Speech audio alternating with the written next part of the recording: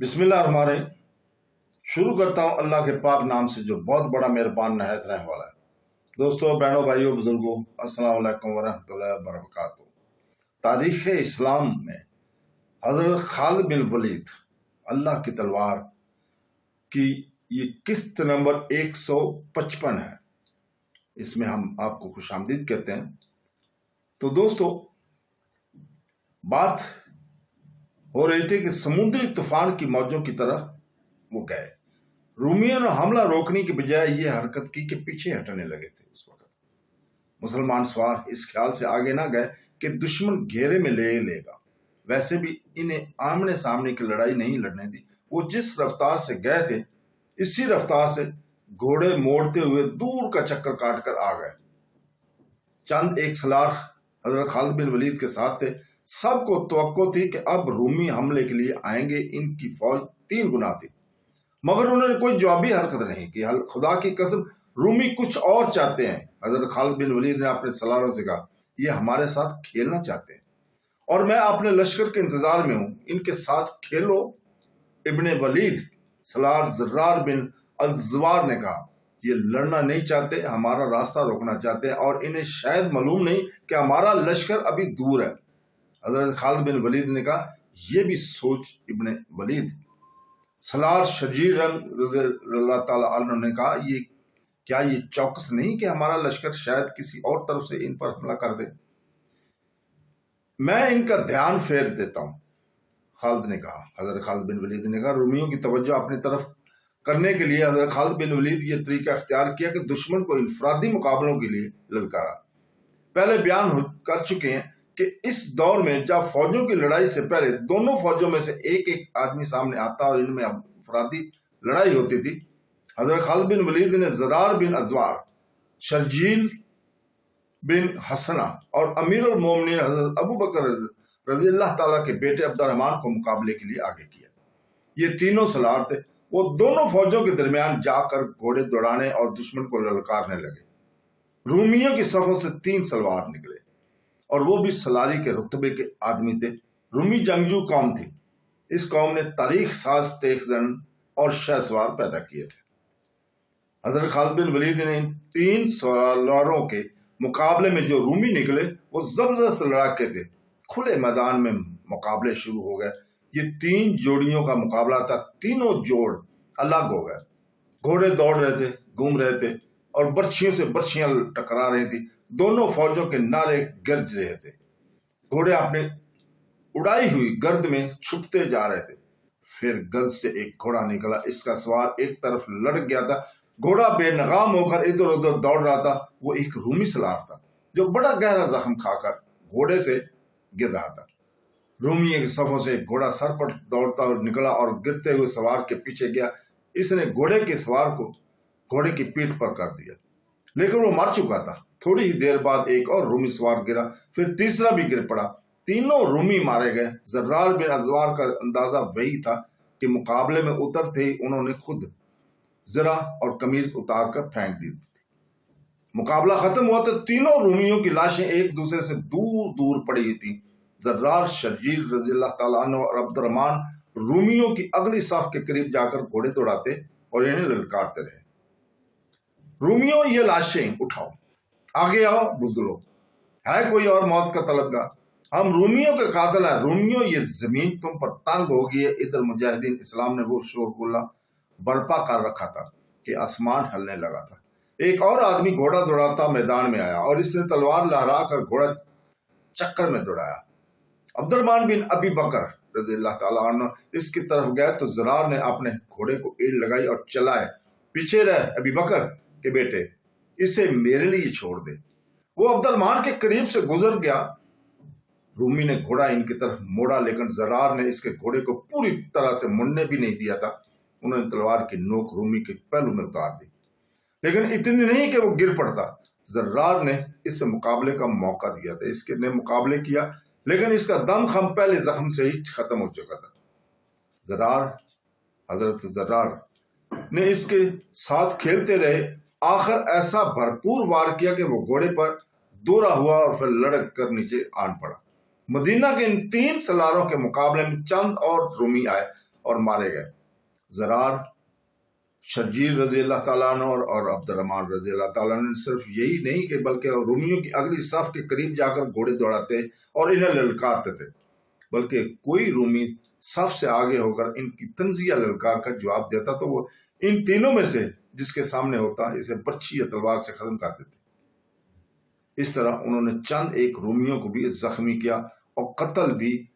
خالد رضی اللہ تعالیٰ عنہ پہلے تو تماشا دیکھتے رہے، پھر وہ جوش میں آ گئے، انہوں نے گھوڑے کو ایڑ لگائی اور آگے چلے گئے۔ پیچھے آ جاؤ تم تینوں، حضرت خالد بن ولید نے بڑی بلند آواز میں کہا، اور میدان میں گھوڑا دوڑانے لگے۔ ان کے ہاتھ میں برچھی تھی۔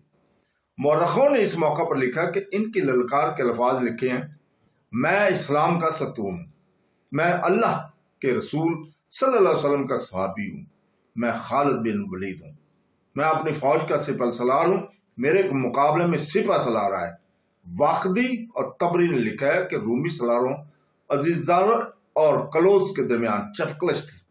جب حضرت خالد بن ولید نے کہا کہ ان کے مقابلے میں سپہ سالار ہے تو رومی سالار عزازیل نے اپنے ساتھی سالار کلوس کی طرف دیکھا اور کہا کہ کلوس اپنے آپ کو سپہ سالار سمجھتا ہے، میں تو اس کے مقابلے میں کچھ بھی نہیں۔ کلوس یہ سن کر خاموش رہا اور مقابلے کے لیے آگے بھی نہ بڑھا۔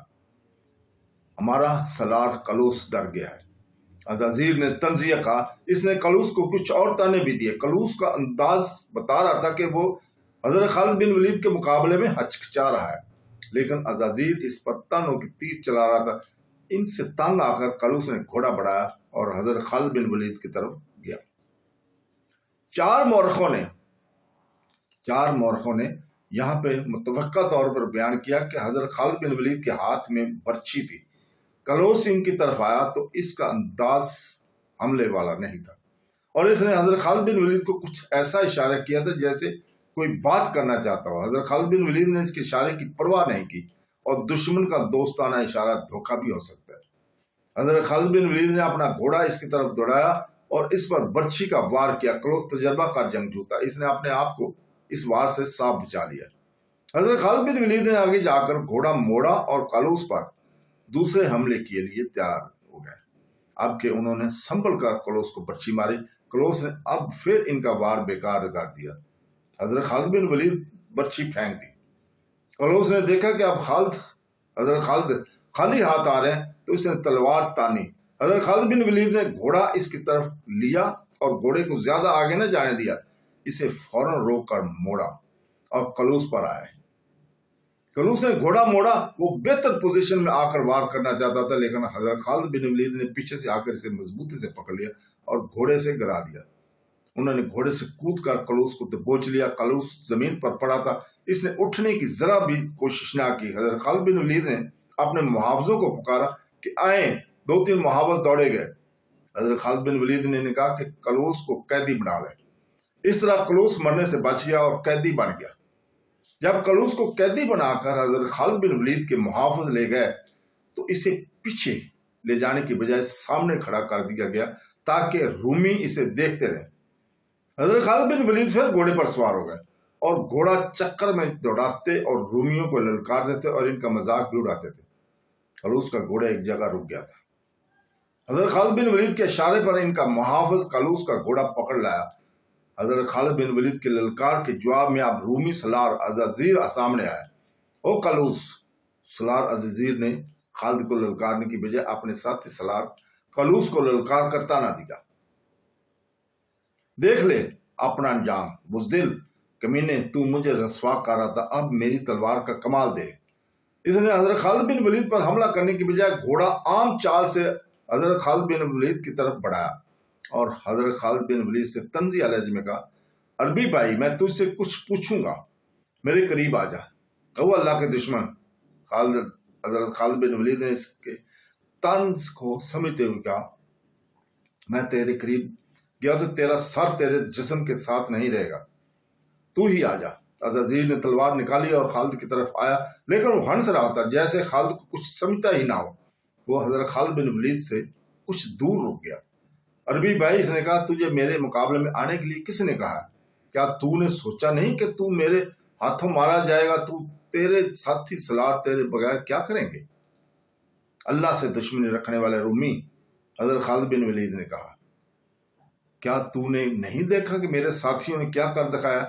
انہیں اگر میری اجازت ہوتی تو یہ تیرے اس سارے لشکر کو اسی طرح کاٹ دیتے جس طرح تیرے یہ 3 ساتھی کٹے ہوئے مردہ پڑے ہوئے ہیں۔ میرے ساتھی آخرت سے محبت کرتے ہیں، یہ دنیا اور یہ زندگی کو تو ان کے لیے کچھ بھی نہیں۔ تو ہے کون؟ میں تجھے نہیں جانتا، او بدقسمت عربی۔ عزازیل نے خالد کا مذاق اڑانے والے لہجے میں کہا میں اس ملک کا جابر سالار ہوں، میں تیرے لیے کہہ رہا ہوں، میں فارسیوں کے لشکر کا قاتل ہوں، ترکوں کے لشکر کو برباد کرنے والا ہوں، میں تیرا نام پوچھ رہا ہوں۔ حضرت خالد بن ولید نے کہا میں موت کا فرشتہ ہوں۔ عزازیل نے کہا میرا نام عزازیل ہے لیکن میں عزرائیل ہوں، خدا کی قسم جس موت کا تو فرشتہ ہے وہ موت تجھے ڈھونڈ رہی ہے۔ حضرت خالد بن ولید نے کہا وہ تجھے جہنم کے سب سے نیچے والے حصے میں پہنچائے گی۔ عزازیل کو حضرت خالد بن ولید کی اس طنز پر بھڑک اٹھنا چاہیے تھا لیکن اس نے اپنے آپ کو ٹھنڈا رکھا۔ میرے عربی بھائی، اس نے خالد سے کہا تو کلوس کے ساتھ کیا سلوک ہے جو تیری قید میں ہے؟ وہ دیکھ رومی سالار۔ حضرت خالد بن ولید نے جواب تیرا سالار بندہ ہوا ہے۔ عزازیل کا رویہ اور لہجہ اور زیادہ ٹھنڈا ہو گیا۔ کیا وجہ کہ تو نے ابھی تک اسے قتل نہیں کیا؟ عزازیل نے کہا تو نہیں جانتا کہ رومیوں میں اگر کوئی سب سے زیادہ عیار اور شیطان ہے تو وہ کلوس ہے، تو اسے قتل کیوں نہیں کرتا؟ کوئی وجہ نہیں۔ حضرت خالد بن ولید نے کہا صرف یہ ارادہ ہے کہ تم دونوں کو اکٹھا قتل کروں گا۔ ان دونوں رومی سالاروں کی آپس میں دشمنی اتنی زیادہ تھی کہ وہ خالد کی کسی بات پر بھڑکتا ہی نہیں تھا۔